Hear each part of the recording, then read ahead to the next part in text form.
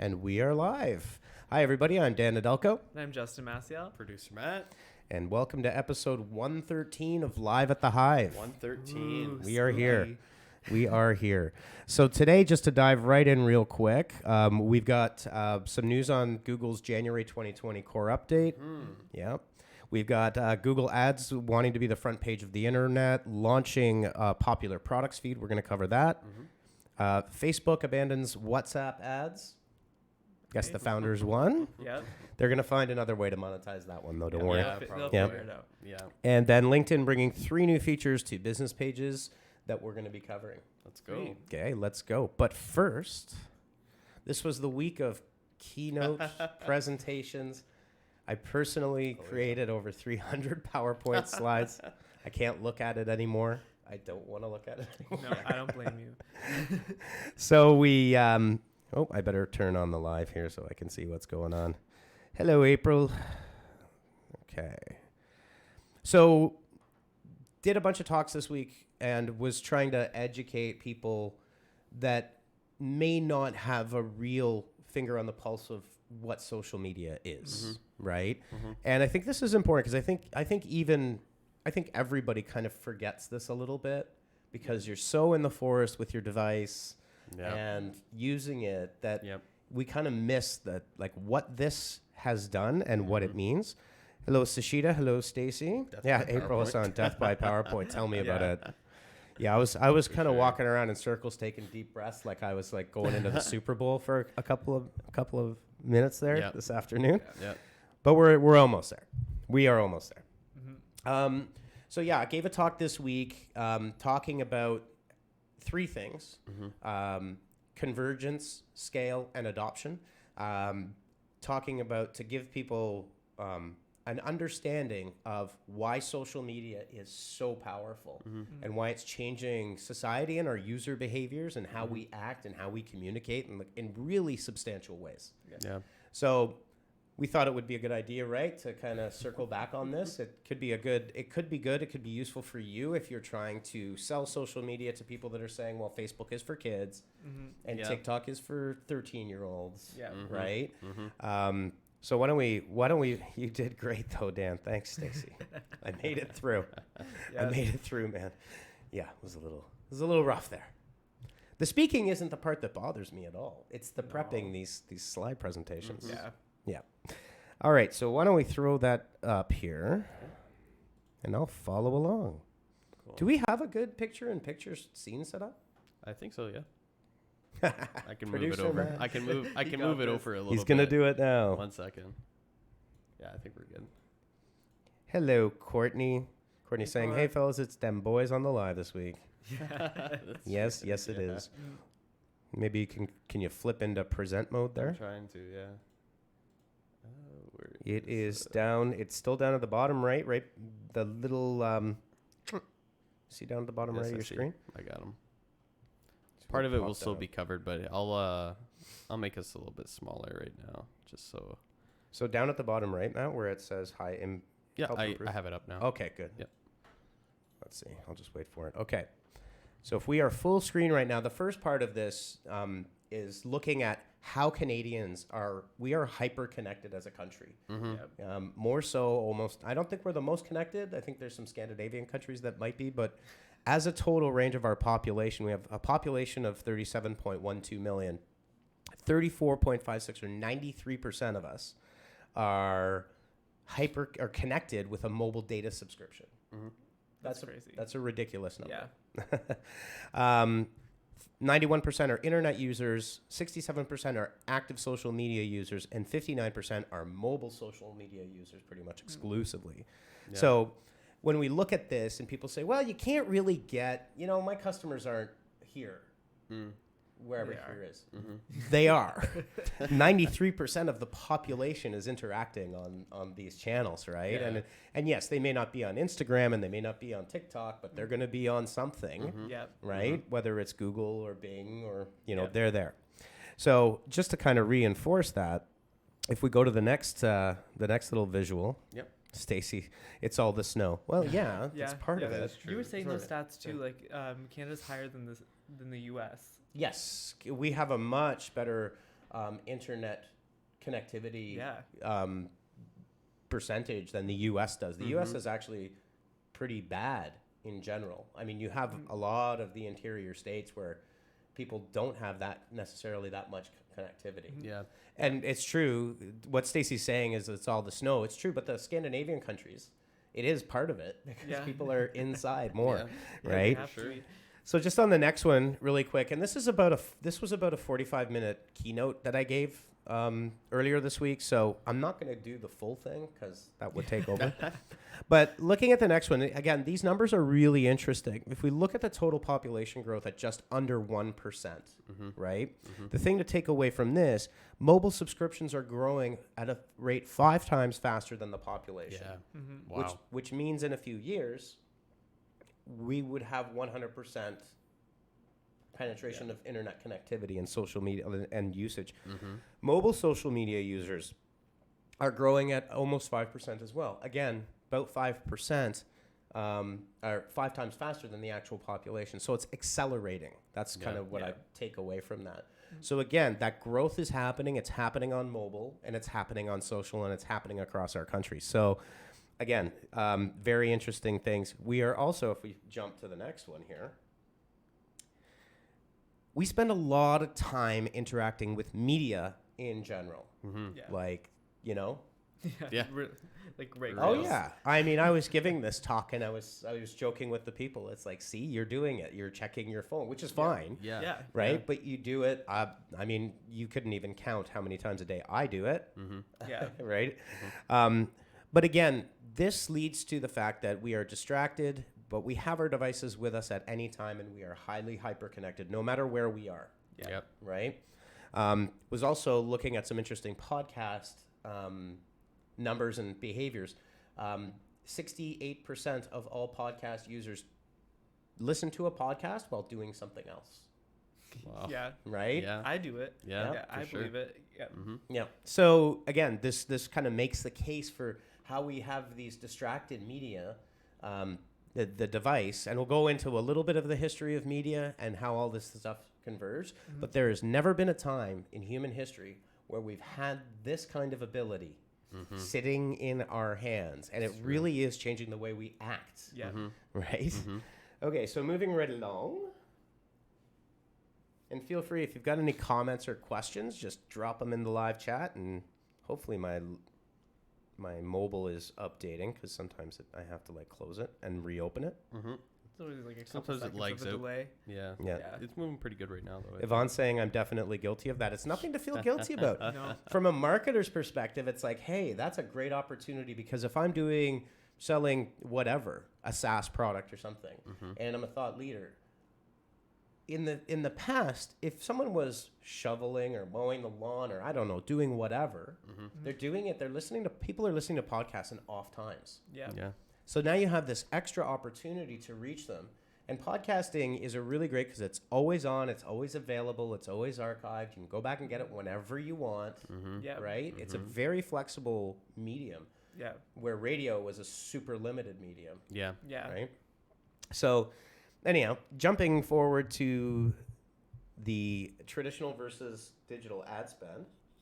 And this one's interesting, not so much in the numbers itself. And their gross numbers, they're pretty big numbers. But the reality is that advertisers follow consumers. So those ad dollars jumping quite substantially over that 4-year period means Absolutely. we're moving to digital devices, mobile devices. Yeah. And advertisers are just going wherever we're going. They're Yeah. not leading us anywhere. No, No. it's where the people are going. Right. For sure. Yeah. And then the second part of this is on these platforms that they are heavily ad based, but the top performers are gaining the attention of people using content, Yeah. right? So attention is the new currency. That's what you're advertising your content, as opposed to necessarily your offer. And we'll get into the consumer path in a little bit. All right, here comes media history. Oh boy, yeah. I've never taken a media course in my life. It's true, I haven't. Just read a lot about it. All right, so Miguel says, do you think the more accessible phones become to the general public, do you think it will impact how much digital marketing content is streamlined to be shown on a vertical phone screen? UX design on apps like TikTok already look to have a swipe up and down for more? I think so. Yeah. I think it's going to be supporting both formats. 16 by 9.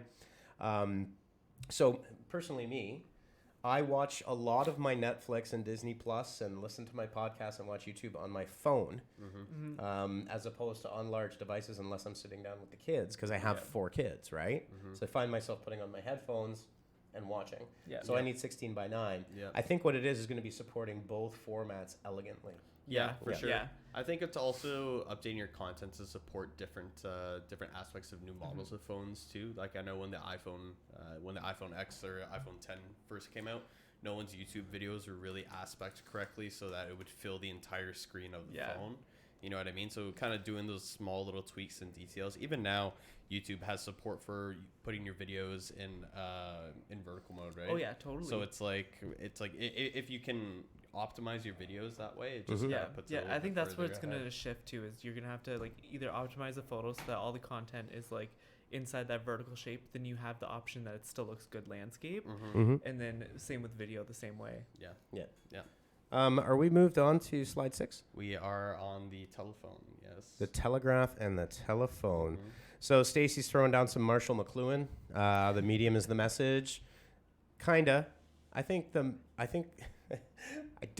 know that Marshall McLuhan is a giant of everything. That is to a certain degree, but I don't think that the content trumps it. There's a bigger impact on society by the medium, and that there's a big message there. But I think social media and this convergence has changed a lot more than I think we tend to reflect on after only 13 years. Yeah. So just to dive into this, so we've got up here a picture of a telegraph, which was introduced. The telegraph was introduced in 1844. And for the first time, and this was like probably one of the biggest evolutions that had ever happened, because you could send a message across a continent instantly, and you could never do that before in history. No. You would have literally, like, they would put things on ships, and a ship would sail across the ocean to get a message from Toronto to London, England. That's crazy. It would take weeks and months to Yeah. send one message. Yeah. So what happened when the telegraph was released was politics changed, the way wars were fought changed, journalism changed, communication changed. The telegraph, newspapers became a dominant force of disseminating information because the telegraph could send the news updates far more quickly. You'd find out about a disaster months after it happened. Yep. Yeah. Right? Yeah. Because of just the way it was. Yeah. And so that's an earth-shattering change. And when the telephone came along in the 1900s, it was dismissed roundly as being a toy, as being inferior to the telegraph. And then what ended up happening was, with scale and adoption, right, it displaced the telegraph, and you can now no longer send a telegraph. Yeah. Right? Yeah. So we have, these are the communication mediums that we have available to us. That's, my thing is so glitchy, my Facebook. Okay, just give me a sec here. So the telephone displaced the telegraph, and now the telegraph is now gone. Yeah. Right? Then what happened with telephones? If we move on to the next. So telephones, interestingly enough, they're, and I'm simplifying grossly, Yeah. right? But the telephone hit a peak scale, and it did plateau for a very long time. For a very long time, you had a home phone. Okay, then you get a wireless phone. That changed a little bit, but Yeah. it didn't really change the fundamental of it. And for many, many years, decades and decades and decades, like 7 decades, really 8 decades, Yeah. nothing really changed, but it pervaded. It was adopted. You know, back when I was a kid, we had one phone in the kitchen, and everybody would have to stand in the kitchen, or you had one in another. Then we got one in another room, and that was kind of cool. So you had a private phone call, but it didn't. The technology really didn't change that much. No. Right? But it was adopted by everybody. By the time these guys rolled around, moving on to the next slide, telephones, land-based telephones, were in everybody's homes. Yeah. And they were used to it. Then this giant, clunky, stupid, expensive-looking cell phone which was the purview of only the rich and famous. Yeah. Right? It was extremely expensive when it came out because nobody was using it. Few people were using it on cellular networks. And then what happened was the Motorola Razr came out, and then it took over the world. It was the dominant. Like, could Motorola ever be unseated? What we thought. Well, that's what people were saying. Like, Yeah. it could never be done. Yeah. It would never, ever happen. Well, now this is the part that just trying to get you to think a little bit. It was only June 4th, 2007, that the iPhone was announced by Steve Jobs. Okay, that's only 13 years ago, right? And basically, he said this is going to change everything, and he was right. Yeah. Yeah. Right? Yep. So, but it's only 13 years. If you look back on this kind of history, now this is on our communication devices, right? On only 13 years, look how far we've accelerated past hundreds of years of technology, right? So, moving right along to today, people keep calling them phones. They're not phones. These are really powerful computers. For example, the iPhone X has 4 gigabytes of RAM.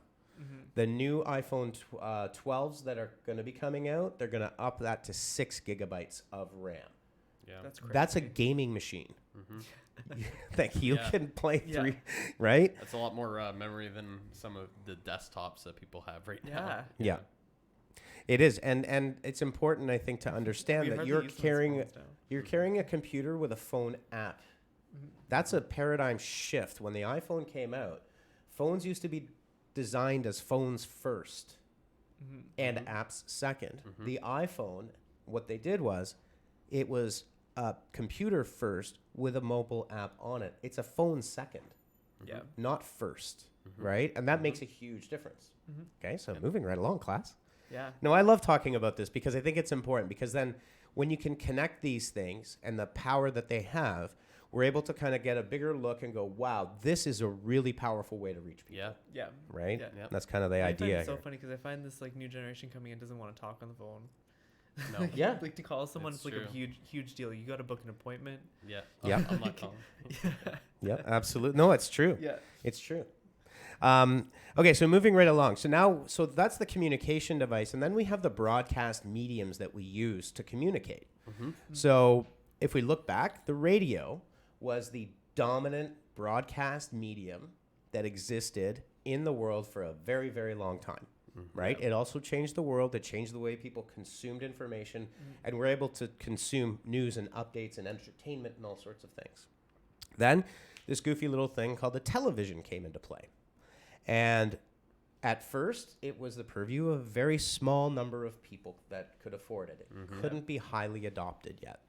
And what ended up happening was, and you hear people today still dismissing social media and the power and impact that this has when combined with all of these things. Even very smart people back in the day, people I would consider really smart, successful business people, that would be the next one, dismissed television back in the day, saying there's no way anybody's going to be able to be captivated by this. They're going to want to go to movies forever. And a lot of people said this at the time. Yeah. They dismissed television as this big joke. And look what happened, right? So these kind of incorrect predictions, or really not kind of taking a step back and looking at the patterning. Don't look at the detail, but the pattern of what has happened in the past is happening right now today. Yeah. Right? Yep. So then what ended up happening was television did the same thing as the telephone. Yes, there was technological innovations and all sorts of things that happened, but as a fundamental unit and device, kind of stayed the same. The fundamentals of it were the same. Then this goofy thing called the internet came along, and it was slow and it was clunky and only a few people used it, Yep. right? And it was cool, but if we move on, lots of really smart people dismissed the internet. Yep. Now, I would consider Bill Gates one of the smartest people Yeah. of our When generation. you showed me this, I was shocked. Yeah, that is a legitimate 100% verified quote. So this goes to show you that even the smartest people that have innovated in so many ways can get this wrong when we don't look at the big patterns and the big shifts both from the past and the present and looking forward into the Yeah. future, right? So let's kind of keep going, rolling down the hill here. The internet was this clunky, goofy, weird thing, right? Mm-hmm. Didn't get a lot of adoption. See where I'm going with this? Yeah. Yep. Yep. Didn't get a lot of adoption. Then slowly it got a little bit better. It started to get a little bit more adopted. It was still for a very long time, the internet was the purview of the tech geek few. Mm-hmm. Yeah. It wasn't widely adopted. Not at all. Then as it became more adopted, this thing called social media came out. And there were things like Friendster and MySpace. Yeah. But the big one, like if you look at this, is like the Facebook, which was for a bunch of university kids, Yeah. Mm-hmm. right? And, you know, I think you've got to give Zuckerberg credit for one thing, which was recognizing, because he didn't invent it, not by a long shot, No. but he saw the pattern. I think he was the one that really saw the pattern and really understood how powerful Facebook could be Mm-hmm. Yeah. if it had a few things. Mm-hmm. I'm getting to like the punchline right at the end. So it was dismissed as well. And again, you see, again, over and over in history, this new technology that is changing the way we live is consistently dismissed by the majority of pundits and people looking at it. And then there's innovators that come along that recognize the pattern, and it's kind of like a king and queen maker scenario, Yeah. right? So the other one interesting thing is every time these media shift from one to another, both the channels Mm-hmm. and the stars don't move to the new medium well at all. Yeah. When radio was dominant, you had radio stations that were dominant radio stations, Yeah. Mm-hmm. right? You had radio stars that were dominant voice and radio stars. Yeah. Mm-hmm. Same thing with the news, right? Yep. Mm-hmm. Television comes along. Those people did not move well into the television medium. And TV stations like ABC, CBS, NBC were born on television. Yeah. Bob Hope was a great example of a new star when television came along that was not in the radio era. He was No. a television era star. Mm-hmm. YouTube, right? Yeah. Medium change. Yeah. Is NBC dominant on the internet as a streaming? It's not. No. No, Right? it's not. No. Google is gigantic. So again, we Mhm. see these patterns, and it always amuses me to see these patterns, and people go like, "Nah, it's not going to happen." Okay, so now we have these mediums, and then we have to now talk about convergence because that's a really big important part. Mm-hmm. We used to have telephones and fax machines and typewriters and a word processor, right, Yeah. and all sorts of different things. Well, if we go to the next slide, we look. Like the thing we refer to as television, just like we refer to phones, these things as phones when they're not, Mm-hmm. Yeah. right? It's just comfortable to call it that. Yeah. Then we look at a television here. That's not a television. No. That's a huge tablet on your wall. It's a Yeah. huge tablet on your wall. Yeah. Some of them even have touch screens now, I believe. Yeah. Yeah. Right? Yeah. So you've got this giant thing on the wall we call a television, but it's not because you get Netflix, YouTube, Google Play. You can add an app here and there. And then it's got this thing you plug it into another box that lets you get the broadcast television, which probably won't be around for No. well, with all who these knows how long. subscriptions, yeah, who knows? Who knows? It's gonna change. And yes, Stacey, this is like the medium is the message to a great degree. So then look at the convergence now on the mobile device. So we used to have to consume in very narrow slices. Mm-hmm. The news was on at 6 o'clock every night. If you missed the news, you missed it. You had to come Yeah. back again tomorrow, Mm-hmm. right? You had to go to 7 different devices to do different things. Yep. Now what we have are these powerful computers in our pocket that give us instant access to literally everything and anything we want, and we are connected 24 hours a day. Like in Ontario, when the nuclear power plant thing went off, Twitter went ballistic because everybody got reached at the exact same time at 7 o'clock on a Sunday morning in Yep. the province of Ontario. I was reading something the other day where someone was like, "Oh, I can't do this. I don't have the tools to do this or something." And the one person replied, "You have the knowledge of mankind in the palm of your hand." Like, Yes. you know what I mean? Yeah. true. Yeah, it really is. It really is true.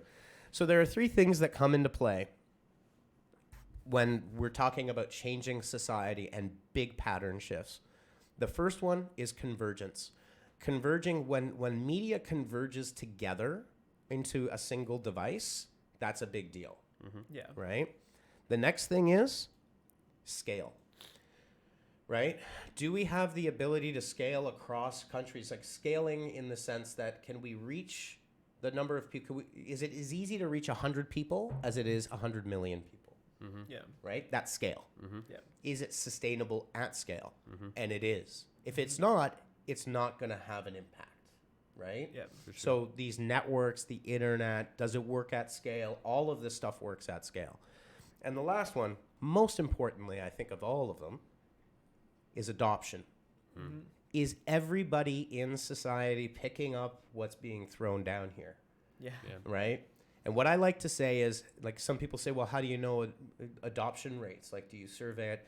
If your grandmother is sending you pictures of her parakeet using Facebook Messenger, you know you've got adoption Yeah. with technology. Yeah. True. The minute that you see seniors that have grown up in a completely different universe using Facebook Messenger to connect with you means that we now have all three of those things converge together. And what happens then is kind of magic happens, right? So the magic that happens, well, okay, this is one other thing that I think is talked about quite a bit. And I think people forget this. Like social media is destroying us, right? Social media is nothing. It's infrastructure. They give you a bunch of tools to create a network, to post photos, videos, whatever, and we fill it with content. Companies fill it with content. People fill it with content. It's just pipes. So if you don't like what you're seeing, that means you don't like society, I guess. Yeah. Right? Yeah. Tailor to your own like legs. Yep. Because you can. Yeah. So the interesting thing here, and this is part of proving out and kind of talking about, okay, so we have this massive scale and these social media channels we can use to create our own networks, which is unique. YouTube, like 25 years ago, you could not create a YouTube channel and have basically what is your own television network. You couldn't create your own podcast, right? Yeah. You'd have to do pirate radio. You have to go to the big networks Yeah. to try to get in. Yep. Now, you don't need to. No, Nope. anyone has the tool. Yeah. So some of these numbers are pretty. April's saying my mom is 72 and she sends me gifts through Facebook Messenger on her iPad.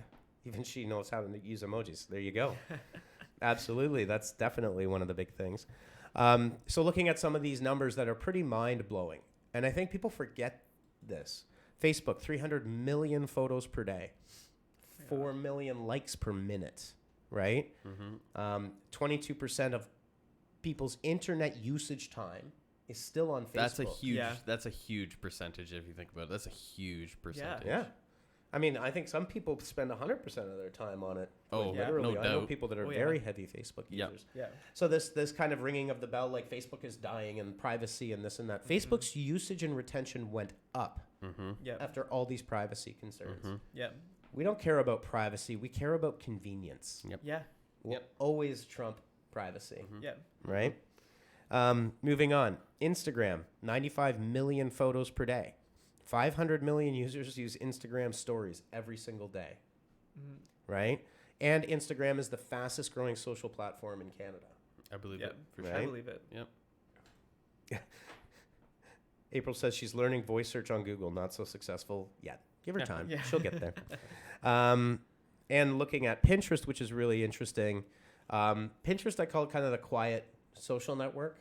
People forget about it, but 29% of Canadians are active on Pinterest regularly. So it's a really powerful platform for reach, Yeah. right? And the interesting thing about this, well, they're also 39% of Pinterest users are in a very high income bracket in Wow. general, right? Really? So That's it what- debunks yeah. the myth, right? Yeah. That what people are doing with social. I think the first stat is the stat that really kind of stands out to me. 175 billion pins have been posted. to it's a Pinterest. lot of content. That is a lot of content for sure. Hey. Wouldn't you love to see their server set up? Yeah. I know. So moving down to this, these are all really advertising marketplaces, and there's a strategy that all of these companies use to build up user adoption, and that's in having very weak and very loose and very open organic algorithms in the early days. I don't think it was intentional initially. No. Back in the mid 2000s when social was coming up. I think they were just working on it. But now what happens is, so if you look at this maturity versus immature versus mature marketplaces and platforms, where Google is the most mature. So it means it has saturation, it's got scale, it's got reach, but they figured out a lot of those algorithms. And that goes for Google Ads as an example, right? There used to be massive opportunity in Google Ads and in search engine optimization for the Google Organic. But now in 2020, so for Google Organic, for example, we have the evil zero-click search. Because they're presenting that information there, potentially using your content to provide the answer to the person, then you get no click. Right? The Google, the January 2020, see, I knew we weren't going to get through this. I knew it. The 2020. No, this is good though. This is awesome. Really For sure. The 2020 update, the January core 2020 update introduced updated layouts on Google Desktop and additional prominence of more Google Ads pervading and being. They added the favicon from every website and then put the ad beside their ads, which means it's very hard to distinguish the difference between what is organic now and what is an ad, because before the ad had the ad tag on it. Now it's in a sea of other content. It's a fairly devious, I think. It's hard to I know where to look now, but because we're in the business. But a lot of people very hidden. For sure. And that's Google driving their ads business over top of their organic business. In a mature marketplace, they're thinking about these things on the far right there. It's pay to play. That's what it has become. So your SEO, although important, is not as critically important as it used to be. You used to be able to drive tons and tons of revenue with SEO and cheap performance ads. So if we go back to the immature platforms and kind of slot it in, it doesn't mean that they're young from an age perspective. It means what they've done. Because LinkedIn, for example, was bought in 2016 by Microsoft. And that algorithm was redone in their latest update about 16 months ago. So it is a young algorithm. It's immature. And that's why LinkedIn is exploding for organic content right now. So what happens is the early adopters come in, people like Gary Vaynerchuk and some of the big ones. If we put Vine on this, early adopters also create new brands. Jake Paul, Logan Paul on Vine. You've got, I mean, there's hundreds of Vine users that became massive YouTube stars after that. Right? Became Vine stars and then YouTube stars because they just transferred over. Exactly. And you see a lot of the biggest YouTubers, for example, now on YouTube, they've been there for 11, 12, 13 years, some of them. And some of them aren't even there anymore, like Ray William Johnson. I remember when he was doing his video recaps and things like that. He's like long gone now. Yeah, exactly. So if you look at what happens is early adopters come in, they take advantage of these insane organic growth opportunities because people use it. So your content can just go to a vast number of people. And we see that happening on TikTok right now. It's getting out there and it just goes like crazy. As the platforms are inciting organic users to come in, there's this cat and mouse game that happens where they try to change the algorithms a bit here and there, but it's still focused on organic content and adoption. Right? Then at a certain scalable point, some ads start appearing here and there. Right? I've already seen some ads start appearing. They're not great, but I've already seen some ads start appearing on TikTok. Yeah, absolutely. And what's going to happen is that's an opportunity for advertisers and for advertising. And then ad prices slowly increase and then things start to mature like Instagram and Facebook. Still have some shifts here and there. Still opportunities there, but it's maturing and it's going to continue to do so. And then you move in directly into pay to play. And your organic opportunities are not dead, but they're severely changed. They're very different than what they used to be. For sure. Right? So that's kind of the overview of those marketplaces and how things work. But they work because of the other three things: the convergence, the scale, and the adoption, all working together at the same pace. It's 5:05, guys. We got to do a part 2 to this. We can do part 2. Yeah, we can talk about different parts of it. No, because this is good information. I thought so. I mean, I got good feedback on it. I think the point of this part of like talking about this is really that when people dismiss social media and they dismiss mobile devices as being toys for kids, right? I think what ends up happening is you're not doing yourself any favors if you're in business, marketing, e-commerce, whatever role it is, right? If a sales team and a marketing team is dismissing the power of social selling on LinkedIn, you are going to go like extinct. Yeah, for sure. And I think it's even important for people that are in our position as well, who are a little bit more versed with these platforms, but maybe not. We might not consider a new feature or a new platform right off the bat and try and dismiss it. You know what I mean? Because we get too stuck in this is what I know, this is what works, etc. Right? So it's good to kind of think back and realize, okay, maybe like it is a good idea to use these new features, take advantage of them, dive in, get to learn them a little bit more. Yeah, and it's really good brand awareness. Like TikTok is maybe considered to have like a younger crowd, but you kind of want that awareness to the younger crowd because they're eventually going to be older and get maybe that product that you want them to, right? And that brand is already in their head. But there are a lot of people that are not old on TikTok, and TikTok it's true. Like I mean, The Rock is on there, and Will Smith is on there. Yeah. There's a cop in Brampton, the dancing cop. Oh, Yeah. he's You on seen there. this guy? Yeah. He's in his 40s. Yeah. And he does music dance-offs. He's like super popular on TikTok right now because that's what people are consuming, and he's using that organic content. Yeah. So I know it sounds weird. It sounds crazy. The Home Depot song has gone viral on TikTok. Now, how happy do you think Home Depot is? Oh, they're ecstatic. That's Through pretty no big. fault. Yeah. If they seeded that, then brilliant move. It is all over TikTok right now. The Home Depot logo is literally plastered in front of millions of people's faces. Yep. Yeah, and I feel like a lot of people that were in the Vine age are like noticing that TikTok is very similar and just like shifting over the same kind of content, which is nice. Yeah. Stacey saying love him. Yeah. I mean, and so many people know about who he is. And there's a lot of lurkers on on TikTok. People that would just watch it. Yeah. People who watch TikTok on YouTube. Like there's like YouTube compilation videos TikTok of TikTok compilations, moments. yeah. Like it's everywhere. So this is kind of the whole point. Like what we're looking at right now is what is this stupid thing called TikTok? But you know what? Back when Facebook got released to non-students, everybody was like, what is this stupid thing Facebook? Yeah. Just like people said back in the 40s, what is this stupid thing TV? Yeah. Right? Or when it was a telegraph, what is this stupid thing? Telephones. Yeah. Who's ever going to use that? Well, times change, right? And so as a marketer, and I think in business, is especially on the marketing side, is a couple of rules to take away is be an early adopter, like get on there, right? You have an advantage. You've got this kind of blue sky moment, greenfields moment Yeah. to get on there. And new features are another thing too. Yeah. Right? When Facebook releases a new feature, it's not fully baked yet, I promise. There are opportunities in that as well. So I guess we're going to wrap it on that because it's 5:08. But we'll come back to we'll talk about the flywheel versus the funnel maybe next week because that's actually a really important one to talk about how things change. But it goes hand in hand with having this thing in your pocket all the time. For sure. Yeah. Yeah. All right, guys. Well, All right. Yeah. Happy we go. Friday. Happy Friday. We'll see you on episode 114 of Live at the Hive. See you See you then. guys. Bye-bye. Peace. Bye.